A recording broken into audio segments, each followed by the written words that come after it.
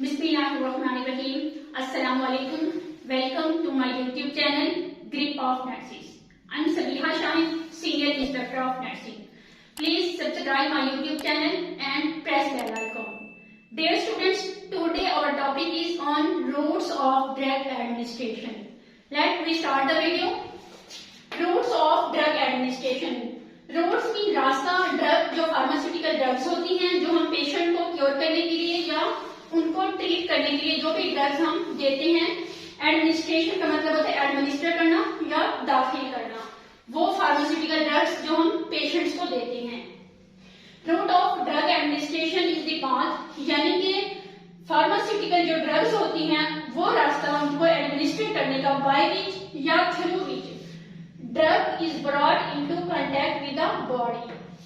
जो pharmaceutical drugs होती हैं बॉडी के साथ जो कांटेक्ट में लाई जाती हैं वो कौन सी ड्रग्स होती हैं और किस किस रूट से दी जाती हैं। जो मेन रूट्स होते हैं दो हैं, वो local route and other hand पे है सिस्टेमिक रूट। लोकल रूट वो रूट होते हैं सिर्फ उसी एरिया पे जहां पे हम कोई ड्रग अप्लाई कर रहे हैं, अपना वो इफेक्ट सिर्फ उसी एरिया पे शो करेगी। तो फर्स्ट ऑफ ऑल जो रूट है वो है टॉपिकल रूट, ये है लोकल रूट का। टॉपिकल रूट, सपोज मैंने हैंड पे कोई भी क्रीम यूज की है, ऑइंटमेंट अप्लाई किया है, इसकी जो बेस्ट एग्जांपल है वो है लिग्नोकिन जेल। इसके एडवांटेजेस ये होते हैं कि ये पेन को खत्म करती है, एनर्जेटिक होती है और एनेस्थेटिक होती है। इसकी सेकंड जो आती है रूट है लोकल का, वो है इनहेलेशन। इनहेलेशन ये हम वोलेटाइल जो ड्रग्स होती हैं, गैसियस ड्रग्स होती हैं, इसकी जो बेस्ट एग्जांपल है इनहेलेशन की वो है ब्रोंकोडायलेटर। इनहेलेशन की जो ड्रग होती है ये लोकली भी हम यूज करते हैं और सिस्टेमिक भी यूज करते हैं। मैंने आपको पहले भी बताया कि लोकल वो एरिया होता है जहां पर सिर्फ उसी जगह के ऊपर ड्रग ने अपना इफेक्ट दिखाना होता है। तो ये वाला हमने लोकली क्योंकि रूट पढ़ रहे हैं तो इस इनहेलेशन में मैंने आपको बताया बेस्ट एग्जांपल ब्रोंकोडायलेटर है। तो हम नेबुलाइजर के थ्रू जो, क्योंकि ब्रोंकोडायलेटर जो है ना लंग्स के इफेक्ट के लिए जाती है, कोई भी प्रॉब्लम हो, फॉर एग्जांपल जैसे निमोनिया हो गया तो हम ये नेबुलाइजेशन करते हैं पेशेंट की और वहीं पे लंग्स में जाके ये मेडिसिन अपना इफेक्ट शो करवाती है और वहीं पे पेशेंट को ट्रीटमेंट देते हैं, सिर्फ लंग्स में ये इफेक्ट करेगी। नेक्स्ट आ जाते हैं नेजल। नेजल कंजेशन के लिए यूज करते हैं, जैसे हमने नेजल ड्रॉप्स यूज कर लेते हैं, ये निमोनिया का पेशेंट हो गया या फ्लू वगैरह के पेशेंट्स के लिए, ये लोकल रूट है ये भी। नेक्स्ट आ जाते हैं रेक्टल एंड वजाइनल रूट। इसके लिए हम सपोजिटरी यूज करते हैं, कोई जेल वगैरह यूज कर लेते हैं। तो ये भी वही ड्रग्स हैं क्योंकि हम लोकल रूट पर हैं, सिर्फ उसी एरिया पे इफेक्ट करेंगी।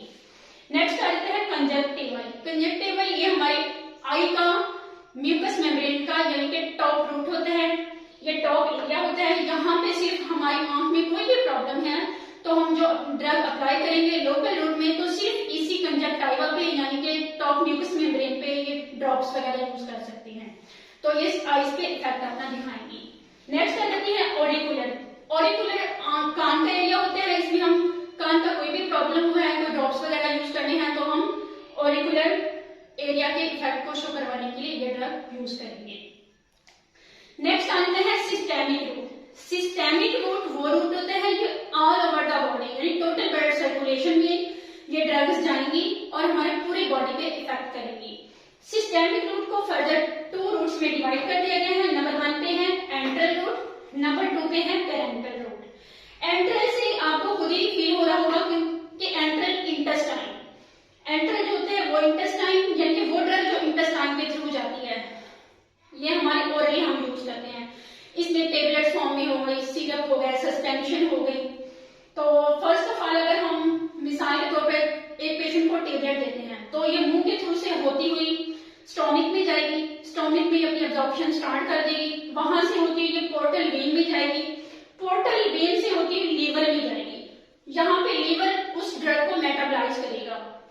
जब ये मेटाबोलाइज करेगा तो ड्रग की एफिकेसी कम हो जाएगी। यहाँ पे ये ड्रग की बायो अवेलेबिलिटी होती है वो कम हो जाती है।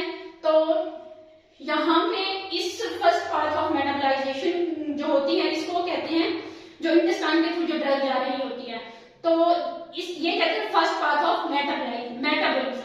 यहाँ पे मेडिसिन की जो इंटेस्टाइन के थ्रू देंगे ड्रग, उसकी एफिकेसी बनिस्बत पेरेंटल के 90% होगी, जो कि 10 to 15% कम हो जाएगी।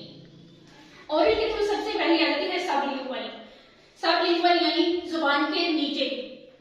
फॉर एग्जाम्पल हम अंजाइना के पेशेंट को या हार्ट के पेशेंट को कोई ड्रग दे रहे होते हैं, जैसे एंजियोस्टिन होगी, तो ये अपना इफेक्ट जो शो करवाती है ये सिस्टेमिक के थ्रू करवाएगी, ना कि एंट्रल के थ्रू, क्योंकि जो हाई म्यूकोसा होते हैं ना सबलिंगुअल के नीचे, ये इसका फर्स्ट पार्ट ऑफ मेटाबॉलिज्म में इसका इफेक्ट यहाँ नहीं जाएगा, बल्कि ये सिस्टम के थ्रू जाएगा। नेक्स्ट आ जाते हैं रेक्टल। जो पेशेंट अनकॉन्शियस होते हैं या कुछ को स्टोमिक का प्रॉब्लम होता है, वोमिटिंग कर रहे होते हैं बार बार, तो वो ड्रग ओरल के थ्रू नहीं ले रहे होते, तो फिर हम ये ड्रग रेक्टल देते हैं। इसकी एफिकेसी बनिस्बत ओरल के ज्यादा होती है, क्योंकि ये ब्लड ट्रांसफ्यूजन, ये पूरे ब्लड की सर्कुलेशन में मेडिसिन जाती है। और ये जो हम रेक्टली ड्रग देते हैं पेशेंट को, ये वो ड्रग्स होती हैं जो हम पेरेंटल रूट के यानी के थ्रू दे रहे होते हैं, तो ये टोटल ब्लड सर्कुलेशन में जाएगी और ये अपना ब्लड इफेक्ट शो करवाएगी। नेक्स्ट आ जाता है पेरेंटल में क्यूटेनियस या ट्रांसडर्मल। ये नाइट्रोग्लाइसिन टाइप जो ड्रग्स होती है वो हम देते हैं उन पेशेंट्स को, जैसे अंजाइना का पेशेंट हो गया, ये पेन को रिलीव करते हैं और हम पैचेस लगा देते हैं पेशेंट के ऊपर। ये भी टोटल ब्लड सर्कुलेशन में इसका भी इफेक्ट होता है और कंटिन्यूसली इफेक्ट ये शो करवाती है। नेक्स्ट आ जाता है इनहेलेशन। इनहेलेशन सिस्टेमिक रूट भी है और लोकली रूट भी है। लोकली मैंने ब्रोंकोडायलेटर्स में बताया था आपको।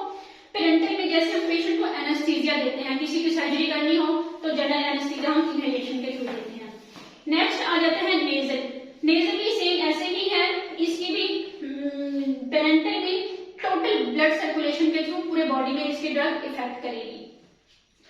इसके बाद आ जाते हैं intramuscular, intravenous, intradermal and subcutaneous. ये पेरेंटल रूट्स हैं। फर्स्ट ऑफ ऑल है इंट्रामस्कुलर। ये हम पेशेंट को ग्लूटियल मसल यानी कि गोश्त में देते हैं। जब ये इंजेक्शन दे रहे होते हैं तो इसका एंगल होता है 90 का, जब हम पेशेंट को इंजेक्शन देते हैं। नेक्स्ट आ जाता है इंट्रावीनस। इंट्रावीनस पे जब हम पेशेंट को देते हैं, इसमें पेशेंट को हम ड्रिप भी लगा सकते हैं, फ्लूइड वाली हो गई। इसके अलावा हम ब्लड ट्रांसफ्यूजन भी कर सकते हैं, और जो भी ड्रग वगैरह देनी हो, इंजेक्शन देना हो, तो हम इंट्रावीनस देते हैं। इसका जो रूट होता है वो आईवी हो गया और 25 डिग्री एंगल पे हम पेशेंट को देते हैं। नेक्स्ट आते हैं इंट्राडर्मल। इंट्राडर्मल हम टीबी के पेशेंट को जैसे इंजेक्शन लगाते हैं तो उसकी सेंसेशन चेक कर रहे होते हैं, तो इसका 15 डिग्री एंगल पे जाविया होता है सिरिंज एंटर करने का। नेक्स्ट आ जाता है सबक्यूटेनियस। जैसे मीजल के पेशेंट को हम मीजल की वैक्सीन देते हैं तो उस पे इसका सिरिंज का एंगल हम रखते हैं 45 डिग्री एंगल। तो डियर स्टूडेंट्स, ये थे रूट ऑफ ड्रग एडमिनिस्ट्रेशन। ये कंप्लीट मैंने आपको बताया कि मेन जो होते हैं 2 रूट होते हैं, लोकल रूट और सिस्टेमिक रूट। लोकल रूट वही होते हैं जो हम जहां पे सिर्फ उसी एरिया पे इफेक्ट शो कराना होता है ड्रग में अपना, यानी किसी जगह पर पेन है या कोई बर्न हुआ है, कोई हमने क्रीम या जेल वगैरह मतलब लगानी है, तो सिर्फ लोकल रूट पे ही वो ड्रग इफेक्ट करेगी। जबकि जो सिस्टेमिक रूट है ये पूरे बॉडी पे इफेक्ट करेगी। ब्लड ट्रांसफ्यूजन, जैसे ब्लड सर्कुलेशन पूरे बॉडी की होती है, इसी तरह ही ये जो ड्रग हम फार्मास्यूटिकल दे रहे होते हैं, पूरे ब्लड सर्कुलेशन में ये ड्रग जाएगी और अपना इफेक्ट देगी। डियर स्टूडेंट्स, अगर आपको मेरी वीडियो पसंद आई है तो प्लीज शेयर करें, सब्सक्राइब करें। ठीक है, थैंक यू।